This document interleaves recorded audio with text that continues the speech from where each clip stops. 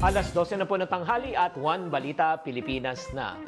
Mas nakakatipid nga ba kung magsosolo ka sa restaurant? Nako, yan ang pag-uusapan natin sa araw na ito. Hi there, this is Chigitan, your pambansang world coach. Ano, pataas na pataas po ang popularidad ng solo dining. Nabalitaan nyo na?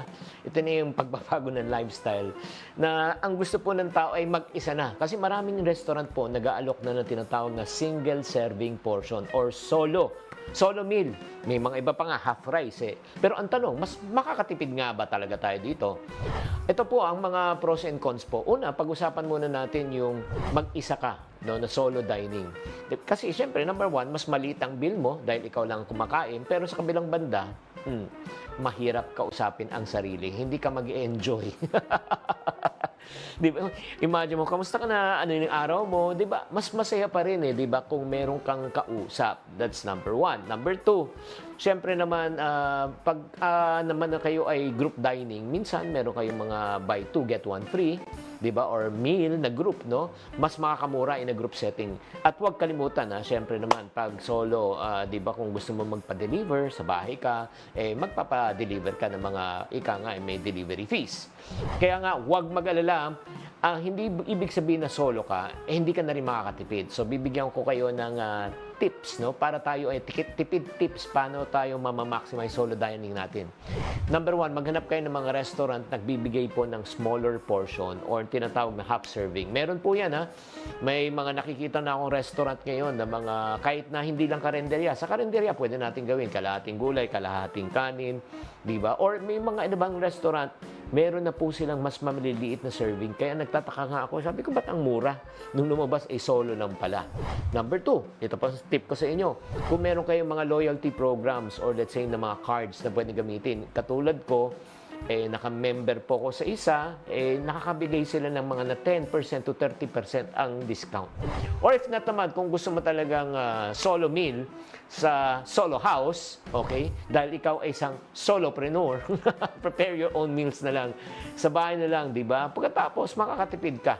So, para sa mga gusto pa rin kumain sa labas, pero talagang gusto mong talaga makatipid pa talaga, no? Maghanap ka na lang po ng number one na maghanap ka na lang po ng mga tinatawag na deals sa app. Alam nyo, marami po mga deals sa app, mga discount vouchers, no? Bisitahin nyo po yan. At pangalawa, kumain lang kayo during promo days. So, mga specific days. Yung mga paborito mong restaurant, may mga iba talagang baksak presyo, lalo na kung anniversary po.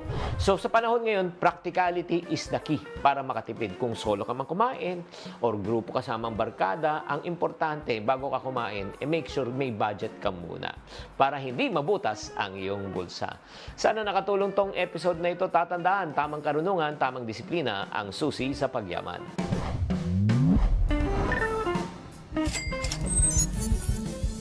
Buena mano sa ating One Balita Pilipinas ngayong Miyerkules. Sa ikalawang araw ng paghahain ng kandidatura ng mga gustong tumakbo sa 2025 elections, Senator Amy Marcos isinama si former First Lady Imelda Marcos sa filing. Habang si Davao Congressman Pulong Duterte, undecided pa raw ang pamilya. COMELEC aminadong gumagawa umano ng adjustments sa Bangsamoro Region dahil sa taas ng tensyon ngayong election season. Kukumustahin natin ang kanilang sitwasyon.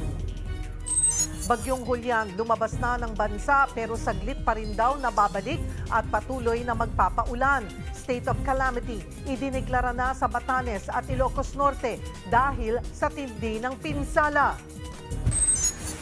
Matapos mahatulan ng reklusyon perpetua ang mga nagsagawa ng hazing na ikinasawi ng law student na si Horacio Castillo noong 2017. Mga magulang niya gustong sunod na managot ang kanilang pamantasan. At non-showbiz girlfriend ni Anthony Jennings na si Jam Villanueva, panay ang repost sa TikTok ng tungkol umano sa pagtataksil. May pinahahagingan kaya siya? Balitang mainit-init pa! One Balita Pilipinas na. Yan ang latest sa showbiz hingahan. Ngayong tanghalian, kasalo si Cheryl Cosset. One Balita, Pilipinas!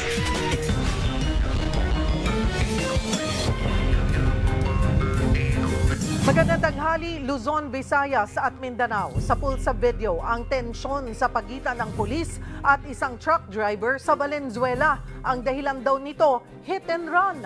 Yan at iba pa sa pagbabalita ni Hannibal Talete. Oh my God!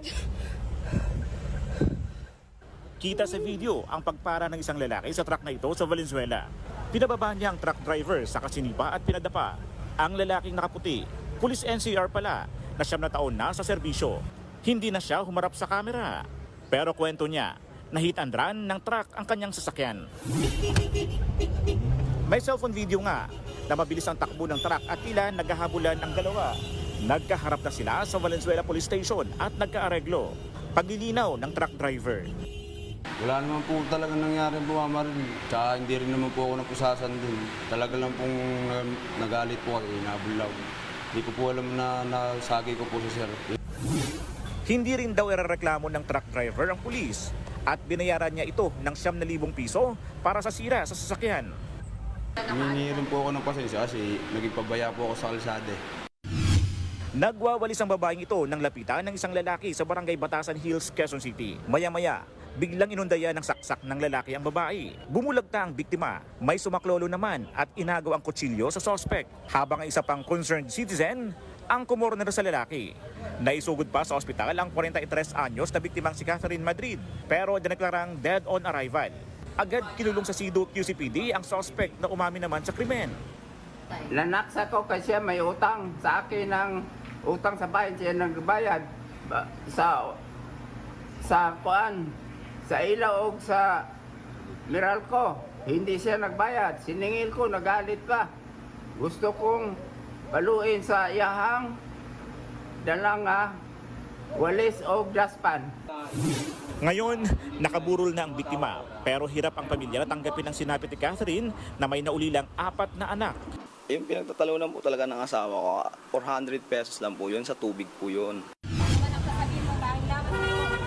Arestado sa loob ng isang ospital sa Maynila, ang top 1 most wanted ng Manila Police District. Inirereklamo si alias John Cedric ng rape, pagnanakaw at panghuhot-hot ng pera gamit ang malaswang video ng biktima. Ang modus ng suspect, biktimahin ang mga babaeng naghahanap ng trabaho.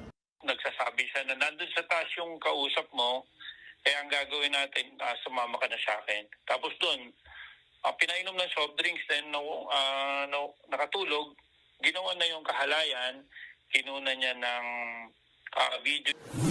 Ayon sa mga pulis, nasa 15 hanggang 20 na ang nabiktima ni alias John Cedric.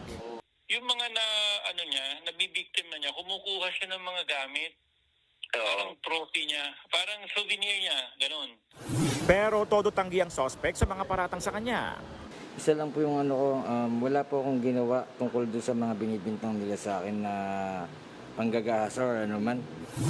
Ako si Hannibal Talete para sa 1PH.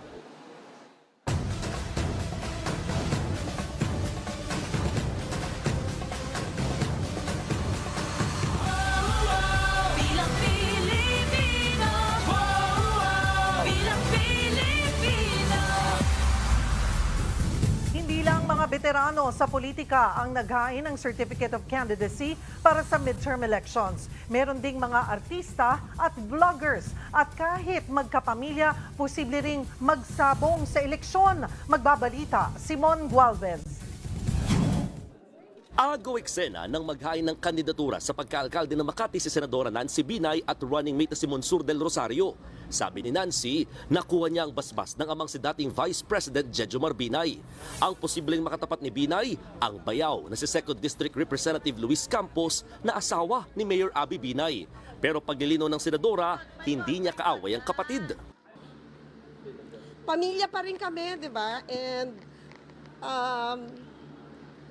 mas mangingibabaw yung pagiging pamilya namin. Sa akin, hindi ko kalaban ng kapatid ko. Tatakbo naman ulit para sa ikatlot huling termino sina Quezon City Mayor Joy Belmonte at Vice Mayor Gian Soto. Sa ngayon, wala pang matunog na makakalaban si Belmonte. If I will run uncontested, I will be very, very happy. And this is to the grace and glory of God.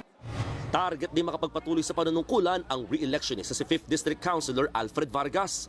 Kakandidato rin konsehal ang aktor na si Enzo Pineda, maging si Gabriel Atayde na pinsan ni QC 1st District Representative Arjo Atayde. Sa Maynila, nag-file naman ng kandidatura para maging konsehal ang content creator na si Rosmar Tan Pamulaklakin. Libreng maintenance para sa mga senior citizen ang isa raw sa kanyang isusulong. Pero biro niya pa. Hindi lang po puputi lahat magiging glass skin, Char. 42 party list groups naman ang inalis ng COMELEC sa kanilang listahan. Sa resolution number 11071, 11 kasi rito ay hindi lumahok sa dalawang nagdaang halalan, habang 31 naman ang bigong makakuha ng hindi bababa sa 2% ng mga boto sa party list system. Si House Speaker Martin Romualdez naghain naman ng COC bilang re-electionist Leyte 1st District Representative para sa ikatlong termino. Sa senatorial race naman, re-electionist din sa Senator Francis Tolentino, habang si Agri-Party List Congressman Wilbert Lee susubok din sa Senado. Maging ang laging nadidisqualify na si Daniel Magtira. Siyang nagsabi noon na asawa niya si Chris Aquino. Pero ngayon... Ngayon po si Chris Aquino, hindi ko po alam kung nasang planeta siya.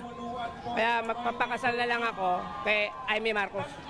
Sa ngayon, nangunguna pa rin si ACT-CIS Party List Representative Erwin Tulfo sa Senatorial Preference Survey ng Social Weather Stations o SWS. Kasunod niya si dating Senate President Tito Soto. Pangatlo si Senator Pia Cayetano. Pang-apat si dating Pangulong Rodrigo Duterte. Pasok din sina Presidential Sister Senator Amy Marcos, dating Senador Ping Lacson, Senator Bong Revilla at Las Piñas Representative Camille Villar. Gayon din sina Makati Mayor Abby Binay, Senator Lito Lapid, Manny Pacquiao, maging sina Senators Ronald De La Rosa at Bongo. Sa assessment naman ng COMELEC, naging matiwasay ang unang araw ng COC filing. Umabot sa 17 ang nagpakita ng interes sa pagkasenador habang 15 sa party list. Welcome naman daw sa COMELEC ang temporary restraining order na inilabas ng Korte Suprema laban sa resolusyon ng COMELEC patungkol sa party list nominees. Susundin daw nila ito. Lahat ng appointive officials ngayon na kasama ang pangalan nila sa 10 na ibibigay ng ipa-file ng mga political parties or sectoral organizations dito sa atin, they are deemed resigned upon the filing of the Certificate of Nomination and Acceptance. Ako, Simon Gualvez, para sa 1PH. Sunod-sunod nang naghain ng kandidatura ang ilang malalaking pangalan sa politika. Para sa update, magbabalita live si Mobile Journal Merimon Reyes mula sa Tent City sa Manila Hotel kung saan naghahain ang mga senatoriable. Merimon, sino-sino na yung mga nag-file ng COC dyan? Sheryl, bukod doon sa 17 nga kahapon na nag-file ng kanilang COC bilang senatorial aspirants, kanina dumating na dito si Senator Amy Marcos at kasama niya ang excited na si former Lady Imelda Marcos, pati ang kanyang mga anak na si Borgie at si Michael. Nag-file siya ng COC bilang re-election hopeful o aspirant at ayon sa kanya, bahagi pa rin siya ng Nationalista Party pero mas okay sa kanya ang pagtakbo ngayon na hindi kasama sa admin senatorial slate na alyansa para sa bagong Pilipinas. Para raw ito sa mas malaya niyang pakikitungo sa lahat ng sektor. Nagkausap naman daw sila ni Pangulong Bongbong Marcos at sinabing susuportahan siya sa kanyang desisyon. Kung bukas ba siyang ma-endorso ng slate ni Vice President Sara Duterte, masyado pa raw maaga para mag-comment tungkol dito. Sina dating Senate President Vicente Tito Soto, dating Senador Panfilo Lacson, Senator Lito Lapid, naghain din sila kanina lang ng kanilang COC. Pare-pareho silang galing at magkakasama sa alyansa para sa bagong Pilipinas. Ito nga yung admin senatorial slate. Sabi ni Soto, yung right sizing ng gobyerno ang nais niyang matutukan, pati yung pagsagawa ng batas na maa-outlaw ang fake news at saka ang fake contents. Pati nga raw yung 14th month pay na pinropose niya dati ay babalikan niya rin kung mabibigyan ng pagkakataon. Sila Lacson naman, hopeful siya na makabalik sa Senado at nais tulungan ang mga programa ng Administrasyong Marcos. Sa ngayon, si Lito Lapid naman hindi siya nagbigay ng panayam, nagkaroon lang ng photo opportunity kasama ang media. At sa ngayon, marami na nga ang nag-file ng kanilang COC bilang senatorial hopefuls. Nasa 23 na yung total mula kahapon hanggang sa ngayon. Sheryl. So far, kumusta rin yung sitwasyon dyan? Ano ba yung prosesong pinagdaraanan ng mga naghahain ng kandidatura sa pagkasenador? So far, Sheldon, mapayapa pa rin naman tulad kahapon itong unang 2 araw ng filing of COC. Doon sa mga kandidato o may planong tumakbo, 5 copy ng notarized certificate of candidacy o COC yung kailangan nilang dalhin. Kasama nito, dapat may recent passport size na photo, pati yung importante na documentary stamp tax. Yung certificate of acceptance of nomination, kailangan din ito if applicable, lalong-lalo na doon sa party list nominees. 3 hanggang sa 4 na kumpanyo naman yung inaalaw para sa mga aspirants na pupunta dito. Kaya yun yung isa sa mga security measures nila para masiguro yung peace and order. Ngayon naman, hindi natin kasi masisilip talaga kung saan nagpa-file yung mga kandidato o aspirants. Pero kung makikita natin dito sa paligid natin, sa may bandang likuran ng stage kung saan tumatayo itong mga aspirants, doon nagpa-file sila ng kanilang COCs at saka ng mga requirements nila. Pagkatapos nun, magkakaroon ng photo opportunity sa isang banda kasama ang media. Pagkatapos pag tumakyat dito at nagbigay at pumayag naman yung mga aspirants, meron silang 2 minutes na oras para makapag self-introduction, tapos 8 minutes para masagot yung mga tanong ng media. Hindi kasama doon sa 8 minutes yung pagtatanong. Pagkatapos naman yan, kakailanganin nilang pumirma dito sa isang oath para nga doon sa honest at malinis at may dignidad na kampanya para sa paparating na midterm elections. Pagkatapos noon, tapos na ang kanilang pagpapile ng COC. At so far, nagsimula ito kahapon, October 1, at matatapos ito ng October 8. So Saturday and Sunday, tumatanggap din ang COMELEC ng mga magpapasa ng kanilang COC. Pero again, reminder din ito ng COMELEC, yung substitution, hindi na ito pwedeng magawa pag natapos ang linggo ng filing of candidacy. Cherry. So, Mary Mon, doon sa 2 minuto at pakikipag-usap sa media, ginawa yan ni Senator Soto at Lacson, pero si Senator Lapid ay hindi na nagsalita. Nagpakilala lang siya, Cheryl, pero pagdating na doon sa yung question and answer na portion, hindi na siya sumama. Alright. Sino pa ang nababalitaan natin na magpa-file ng COC ngayong hapon? Cherry, wala pa tayong ibang nakukuha na impormasyon kung sino pa yung mga pupunta dito. Ang inaasahan natin ngayong October 4, Friday, swerte raw kasi ito sa Feng Shui. Kaya baka yung iba pang prominent faces na inaabangan natin na tatakbo for senatorial positions, doon natin makikita. O di kaya naman, baka sa last day ng filing of COCs, may mga last minute o kaya naman yung manonorpresa sa lahat ng tao. Cherry. Maraming salamat, Mobile Journal, Mary Mon Reyes. Kinailangang magkaroon ng panibagong satellite office ng COMELEC sa Maguindanao del Norte para sa paghahain ng Certificate of Candidacy sa Bangsamoro Autonomous Region in Muslim Mindanao o BARM. Ito ay para maiwasan daw ang gulo. Para kumustahin ang sitwasyon doon, makakasama natin si BARM spokesperson at Cabinet Secretary Mod Asnin Pendaton. Magandang tanghali po sa inyo, sir. Magandang tanghali po, Cheryl, at sa lahat ng ating mga tagapakinig at taga-subaybay sa One Balita. Sir, kumusta po ang filing ng Certificate of Candidacy dyan po sa BARM? Naging matiwasay at mapayapa naman po yung first day ng ating pong filing of Certificate of Candidacy in the BARM. At so far po sa ating pong day 2, wala naman po tayong namomonitor na po na mga any untoward incidents. At we're hopeful na ito po ay magtuloy-tuloy. Nakatulong itong hiwalay na satellite office ng COMELEC para nga po sa mapayapang paghahain ng COC. It help po dun sa pagkaroon ng mga specific na security plans doon po sa ating mga areas kung saan po tayo nagpa-file ng Certificate of Candidacy. It also help us a lot po dun sa pag-decongest ng ating pong mga major thoroughfares papunta ho doon sa ating pong mga usual na areas kung saan po natin pina-file yung Certificate of Candidacy. So this has been helpful pagdating ho sa pag-maintain ng peace and security sa BARM. Una nyo na pong sinabi na magiging inclusive o bukas po sa lahat ng relihiyon ang parliamentary election sa BARM. So far, may mga taga-ibang relihiyon na po ba na bukod po sa Muslim ang naghain ng kanilang kandidatura?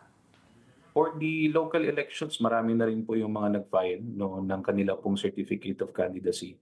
Yung pong for the first Bangsamoro parliamentary elections, ang period for the filing ng COC ay na-move ho ng COMELEC to November 4 to 9.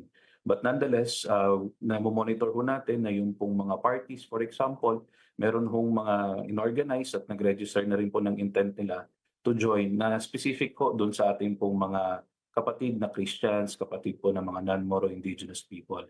Liban ho dyan, Cheryl, meron din po tayong reserve seats in the Bangsamoro Parliament na para ho sa ating pong mga non-Moro indigenous peoples, Christian settlers, youth, women, ulama, and traditional leaders. Dahil based ito ho doon sa naging history in the previous Legislative Assembly kung saan ito pong mga sektor na ito ay nahihirapan pong makapanalo ng representasyon. In the BARM, in the Bangsamoro Parliament, guaranteed ho sila na meron pong seats.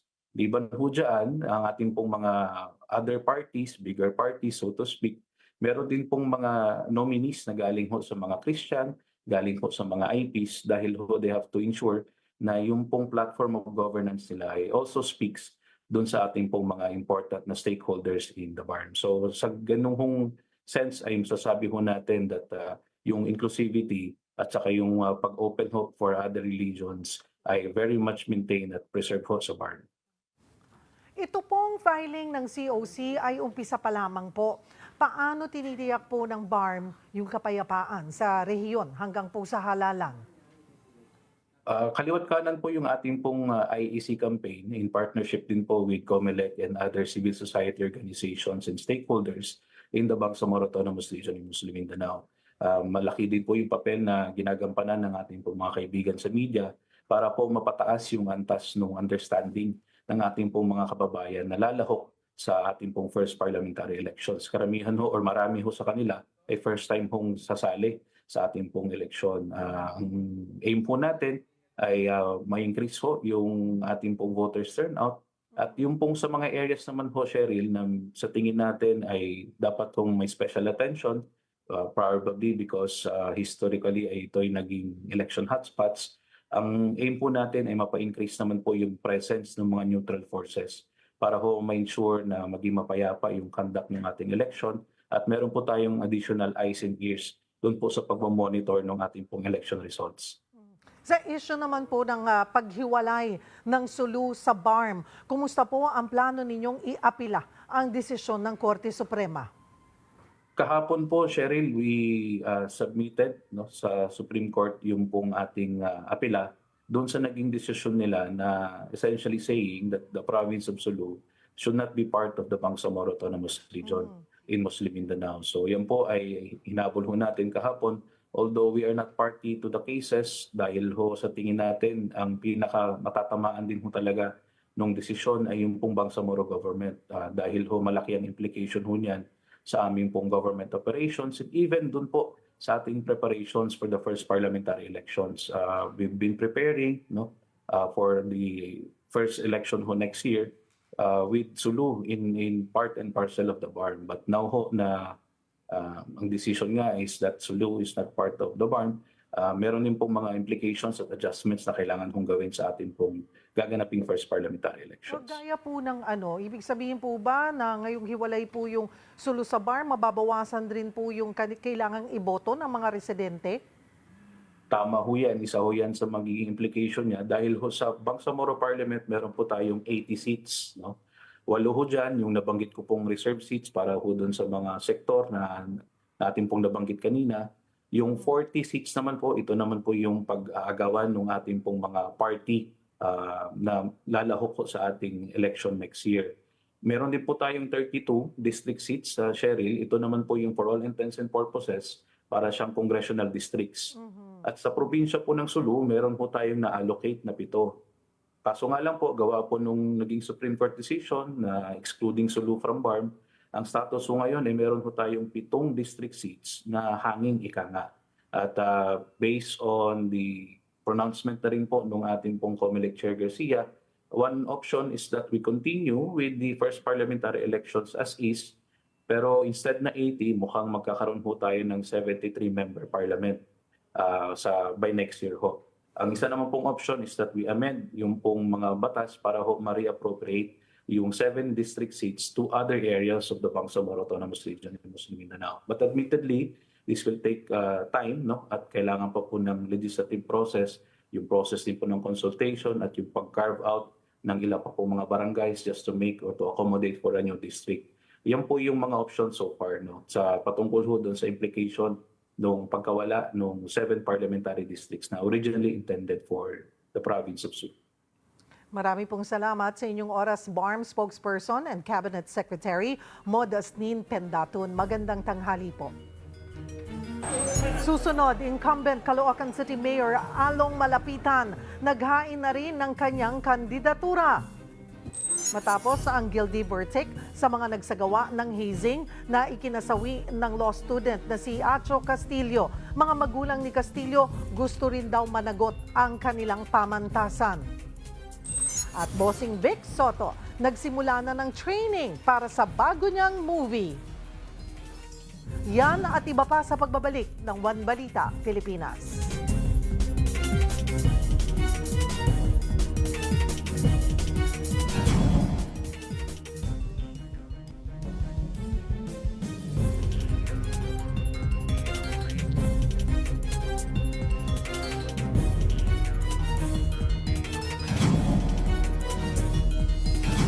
Hinatulang guilty ng korte ang mga sangkot sa hazing na ikinamatay ng UST law freshman na si Horacio Castillo III. Reklusyon perpetua o hanggang 40 taong pagkakakulong ang parusa sa 10 dawit sa ginawang initiation rites ng Aegis Juris Fraternity noong 2017. Pinagbabayad din sila ng 461,800 pesos para sa actual expenses at tig 75,000 pesos pa sa pamilya Castillo para sa civil indemnity, moral damages at exemplary damages. Ikinatuwa naman ng pamilya Castillo ang nakamit na hustisya sa kaso, pero naniniwala sila na dapat managot din ang pamunuan ng University of Santo Tomas at Faculty of Civil Law sa nangyari. Bagay na inalmahan naman ng Dean na si Attorney Nilo Divina.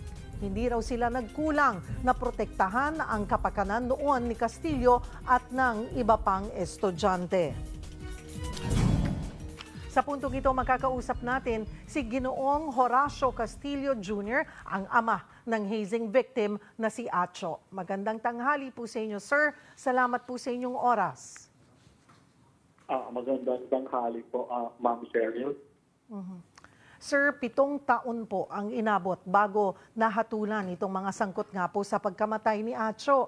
Ano po ang pakiramdam ninyo na finally ay nabigyan na po ng hustisya ang inyong anak? Yes, Ma'am Cheryl. 7 years. 7 years yun. Yung pinagdaanan po ng pamilya, para po masasabi ko na madali lang, but yung pinagdaanan po talaga, I would say, this is yung pinakamahirap na danas po ng pamilya. Meron po bang umabot sa punto na doon sa loob ng 7 taon ay nawala na po tayo ng pag-asa na kung makakamit pa nga ng hustisya, yung hustisya ng inyong anak at ng inyong pamilya? Well, nung 7 taon po yun, I have to admit na merong panahon na yung naranasan namin yung kahinaan ng loob.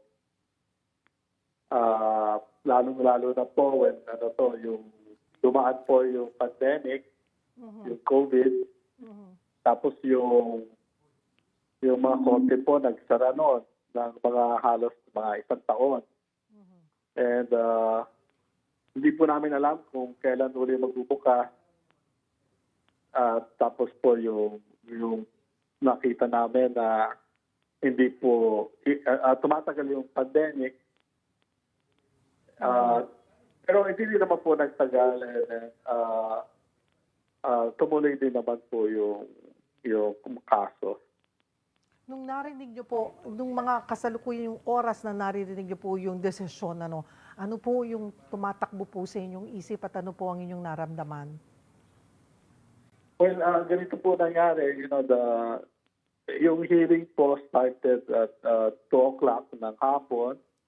Pero pinapasok po kami doon ng mga 1:30. Tapos ang lahat po ng magulang, kasama po yung mga akusado at sa kanilang mga abogado, pinapasok po doon. Puno po yung courtroom.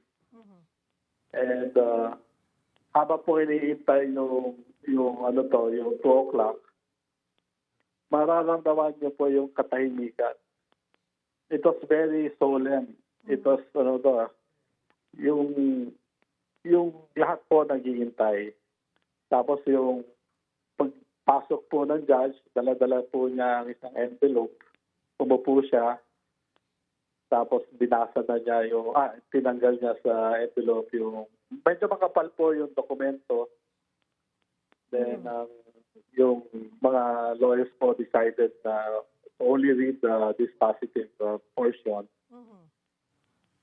Pero makikita mo sa lahat, yung there was this gaze, yung titig nila, hoping na everybody would have a favorable decision for their part. Pero alam po natin na isa lang magiging decision ng korte. And when yung judge read yung last portion, this is the decision. And then nung sinabi po ng judge na guilty beyond reasonable doubt, I admit that there was a sigh of relief. Kasi po, halos 2 weeks po kami dire-diretso before the October 1. Although there was a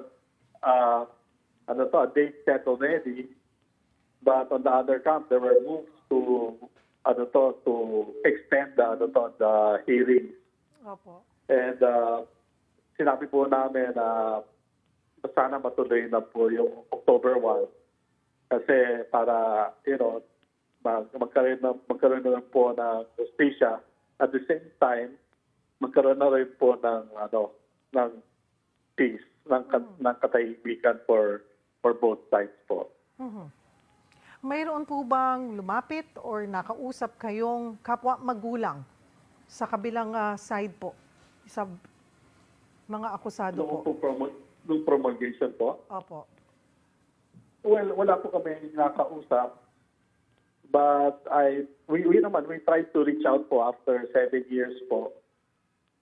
They presented their case and we presented ours. And sabi ko naman sa sarili ko na it will depend on the decision of the judge. So when I saw them, I nodded and yung dalawa doon sa mga parents na akusado, I extended my arm na wala naman pong paninisi or wala naman pong galit. Basta ang iniisip ko lang po is whatever the judgment is, we will accept it. Ano po ang gusto kung si Acho po ngayon ay makakaharap nyo or nakikinig po sa atin, ano po ang gusto nyong mensaheng ibigay po sa kanya? Well, alam naman po niya ever since nung bata siya na nandito kami for him. Lagi naman po namin inaasikaso yung kanyang lahat ng pangangailangan. But this time po, it's more meaningful. Kasi kahit wala na siya, sabi nga ng nanay niya na we're fighting for our son, sabi niya. Because ang kailangan dito po is mabigay siya ng hustisya at yung mabalik po sa kanya yung kanyang dignidad. And what do you want to tell him po? Well, kahit masakit, Ma'am Cheryl, gusto ko sabihin sa kanya now you can rest well. Alam ko naman na he's been taking care of us during those 7 years.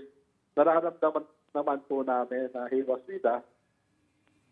Siya rin po yung nagpapalakas ng loob namin.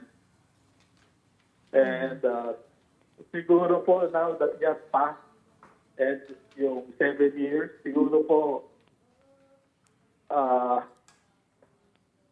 it's part of siguro it's part of letting go siguro. And masaya na rin po kami. Sa kabila po nito, nanindigan po kayo na dapat may pananagutan din ang UST. Ano po ang sunod ninyong hakbang kaugnay po nito, sir? Well, what we want to, what my wife was stressing, that now it can be established that aegis juris practices hazing. Yan po yung aming nakita sa korte.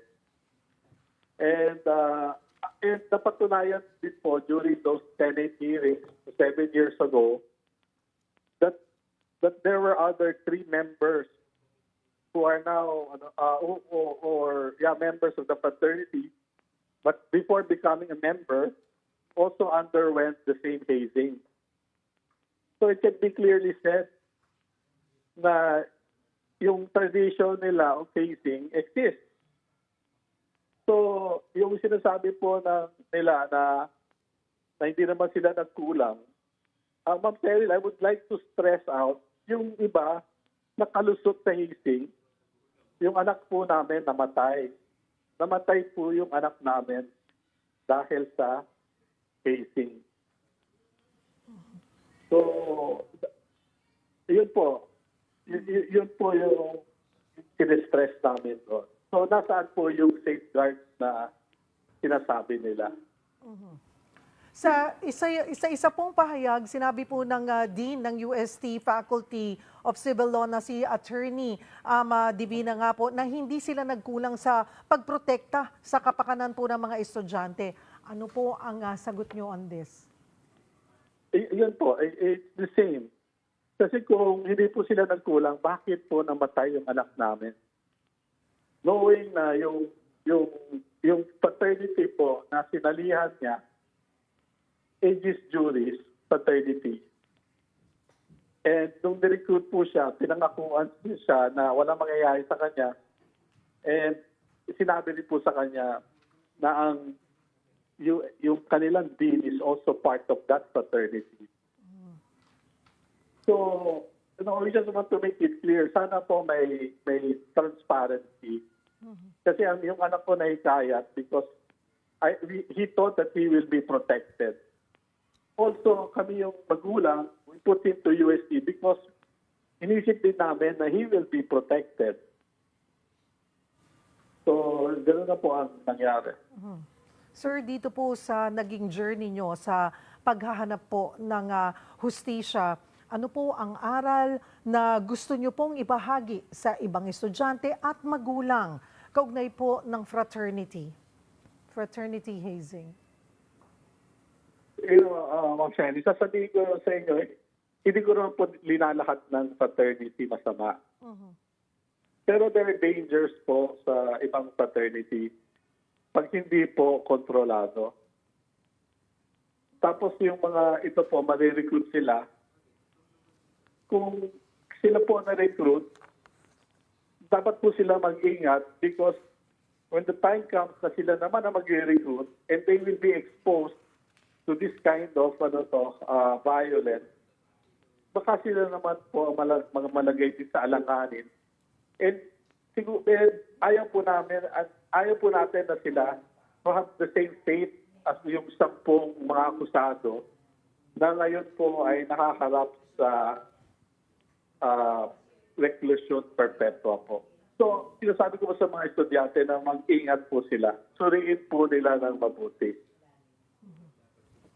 Marami pong salamat sa inyong oras, Ginoong Horacio Castillo Jr., ang ama ni Acho Castillo.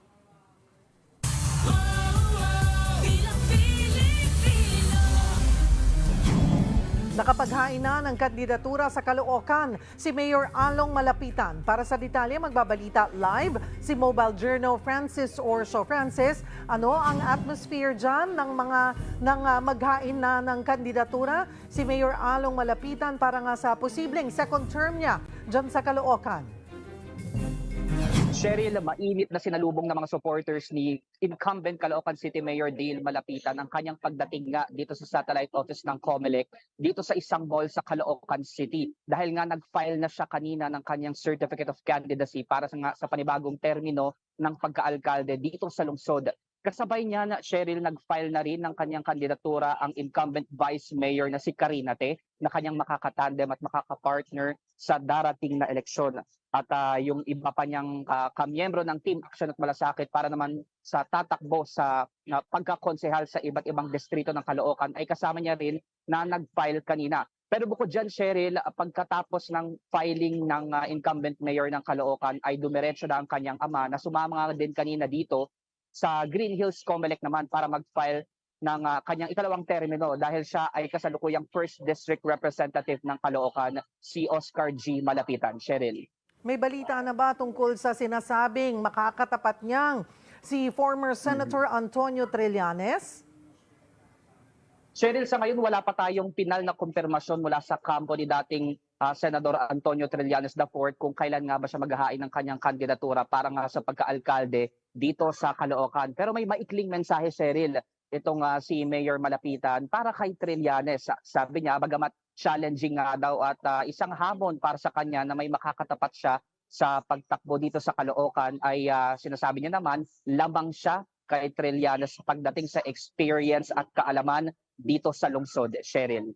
Maliban dun sa dalawa, may iba pa bang pangalan na lulutang natatakbo rin sa pagka-mayor pa dyan sa Caloocan?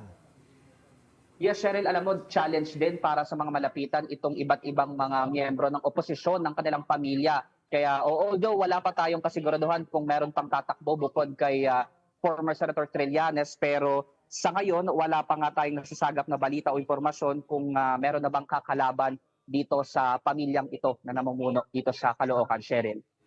Alright, maraming salamat, Francis Orso. Isang miyembro na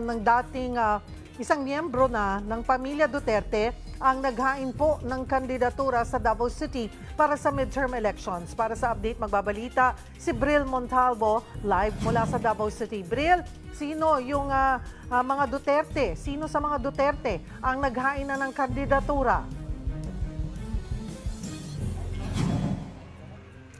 Cheryl, alas 10 ngayong umaga nang dumating si Davao City 1st District Congressman Paulo Duterte sa tanggapan ng Comelec dito sa lungsod. Pero hindi pa siya naghain ng Certificate of Candidacy para sa 2025 midterm elections.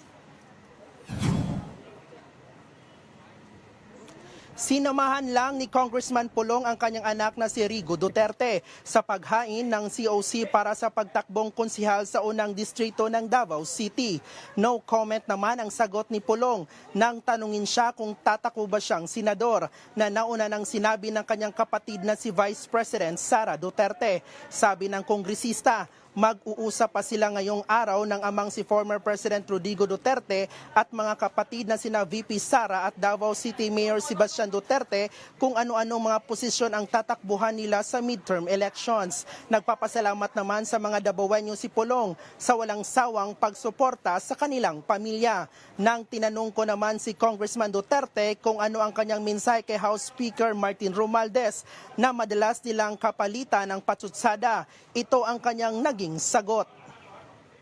Kasi mo message kay Romualdez kong Maldita ka!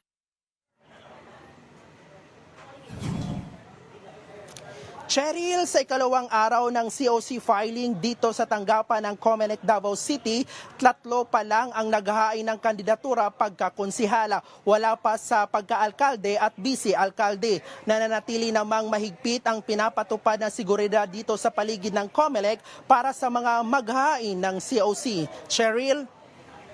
Daghang salamat, Bril Montalvo. Sunod-sunod ang pagdating ng mga tatakbong kongresista sa filing center ng Comelec sa San Juan. Kasama sa kanila si dating Malabon Mayor Lenlen Oreta na tatakbong kinatawan sa Lone District ng Malabon. Re-electionist naman sa Manila 2nd District si Congressman Rolando Valeriano, habang kakandidato si Dr. Giselle Maceda sa 4th District ng Maynila. Sa Pasig naman, naghain na ng COC ang mga konsehal na tatakbo sa District 1 sa ilalim ng Giting ng Pasig Movement ni Mayor Vico Soto.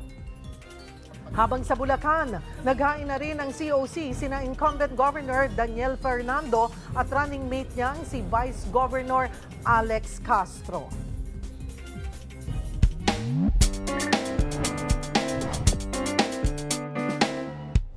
Magandang tanghali mga kapatid. Tinanghal na champion ang 13-year-old Pinoy pianist na si Juan Carlos Profeta sa piano solo junior category sa nagdaang Fukuoka International Music Competition. Isa si Profeta sa pinakabatang solo pianist champion. Kung may gusto kang matutunang tungtuging musical instrument, ano ito at bakit? Tara samahan niyo ako at magtatanong tayo dito.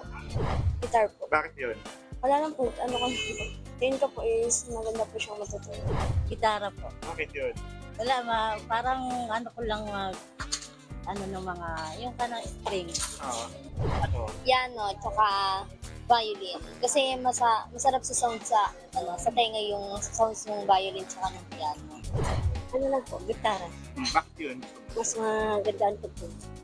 Sa Relax. Gitara lang. Oh, bakit yun?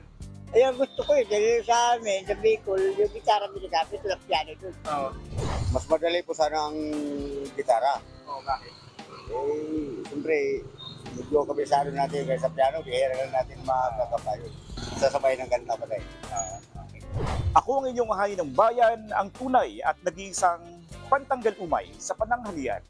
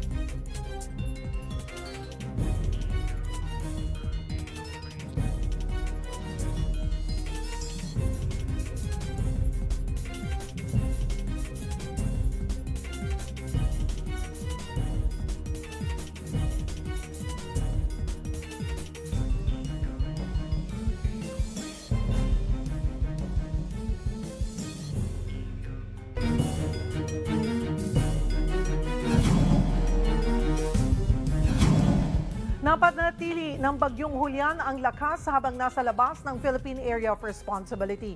Huling namataan ng bagyo sa hilagang kanluran ng Itbayat, Batanes. Pero mabagal ang pagkilos nito pahilaga malapit sa Taiwan. Kahit nasa labas na ng PAR, makakaapekto pa rin ito sa panahon sa bansa, partikular sa extreme northern Luzon. Nakataas pa rin ang signal number 1 sa Batanes, Babuyan Islands, northern and western portions ng Ilocos Norte at sa northwestern portion ng mainland Cagayan. Kasabay naman ito niyanig ng magnitude 6.1 na lindol ang Catanduanes kaninang alas 5 ng umaga. Sumentro sa dagat ang pagyanig. Naramdaman ito ng hanggang intensity 4 sa iba't ibang karatig lugar sa Bicol Region. Walang naitalang pinsala pero asahan pa rin daw ang aftershocks.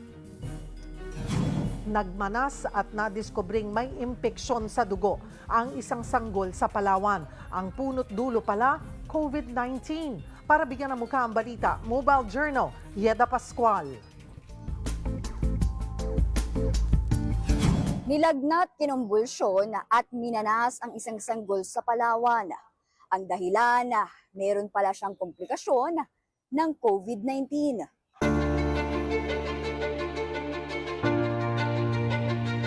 September 17 isinugod sa ospital ang 6 na buwang gulang na si Baby Mikhail, bunsong anak ni Abby at Mark Apolinar. Si Baby po ay sinugod sa Pico nung Sunday dahil po hindi na po maayos ang lagay niya, kumbaga toxic na po. As in, yung mata niya na lang po yung nagre-respond, sabay sobrang manas niya na po. Yung mga tiyan niya sobrang tigas.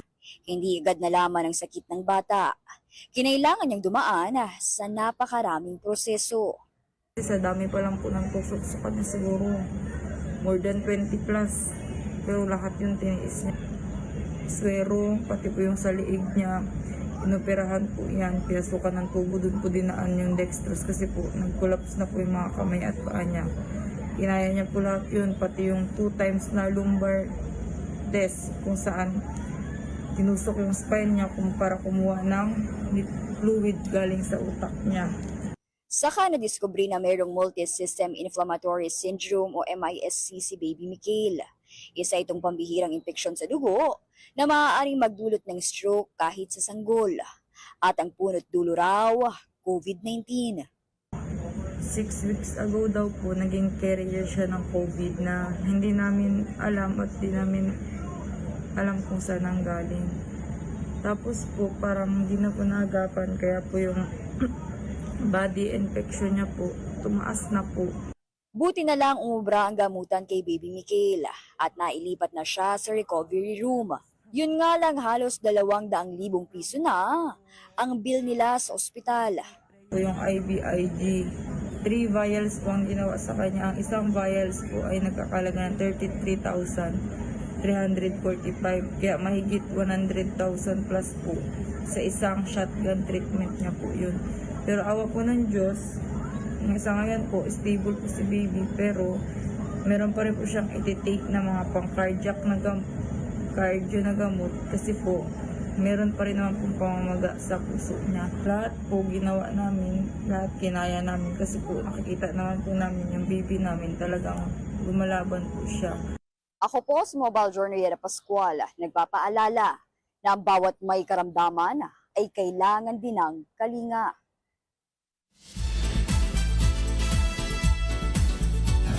O alam mga kapatid, usap-usapan ang mga nirepost na video ng non-showbiz girlfriend ng aktor na si Anthony Jennings. Kabila nga sa TikTok video sa sunod-sunod na nirepost ni Jam Villanueva ay tila may pahaging ng panloloko sa isang relasyon. Gaya raw ng pagiging mabait sa mga taong nanakit sa kanya, pati ang pagbibigay ng assurance na hindi dapat ikabahala ang conversation sa isang babae. Nito lang nang lumabas naman ang isyong hiwalay na umano si Anthony at Jam. Wala pang tugon dito ang dalawa. Kamakailan naman ay naispatan sa Italy si Anthony kasama ang kanyang ka-love team na si Maris Racal para sa shooting ng series na Incognito. Sumalang na sa training si Bossing Vic Soto para sa kanyang upcoming movie na The Kingdom. In his action era, si Bossing may hawak pa siya na props na patalim para sa inaasahang action scenes. Nagsasanay pa siyang salagin ang mga patama ng trainer. Isang epic film ang The Kingdom na entry para sa Metro Manila Film Festival. Makakasama niya rito si Piolo Pascual. Ito na po, kasado ng partnership ng Chinoy TV at One News. At para bigyan po ng mukha ang balita, Mobile Journal Denise Valdesancho. May bagong show na magpapaganda ng Sunday night natin. Bridging the gap between Chinese and Pinoy culture. Yan ang goal ngayong Chinoy TV has a new home. We're happy to hear from Mr. Dan that he finds One News or a news channel as the right home for Chinoy TV. Mula 2010 nang magsimulang bumuo ng mga programa ang Chinoy TV, talagang naging goal na nila ang ipamalas ang ganda ng Filipino-Chinese culture. Kitang-kita naman sa Chinese by Blood, Filipino by Heart maging ang Mr. and Miss Chinatown Global. Ngayon nga, choosing One News as their partner platform is the perfect decision. Yes, I think because out of all of the TV channels that we have currently, I think One News is one of the rising platforms for news and both for entertainment and lifestyle. So I think we want to capture that essence of One News being such a good platform, and we wanted to strike that partnership for Chinese by Blood, Filipino by Heart Season 5. Kaya naman para sa partnership na ito, new season agad ng Chinese by Blood, Filipino by Heart ang mapapanood at marami pang dapat abangan. For one of the prominent profilers that we will be having on our show as a guest is Dr. Z Teo. So I think he exemplifies what this new season would bring on because he is not a Chinoy. He's actually a Chinese Singaporean. We wanted to know what it's like for him, as a Chinese Singaporean, and then making his kids grow in a country that's Chinoy community-based. Sa ngayon, mapapanood ang show na Chinese by Blood, Filipino by Heart ng Chinoy TV sa One News. Kada linggo yan tuwing 8:00 ng gabi. Mobile journalist Denise Valdesancho po, hatid ang mukha ng balita. At yan po ang mga bumabanderang balita at public service sa inyong tunay na kasalo sa tanghali. Hanggang bukas, dito sa Balitaang magpapabusog sa inyong kaalaman. Ako po si Cheryl Cosim. Kami ang 1PH, teleserbisyo para sa Pilipino.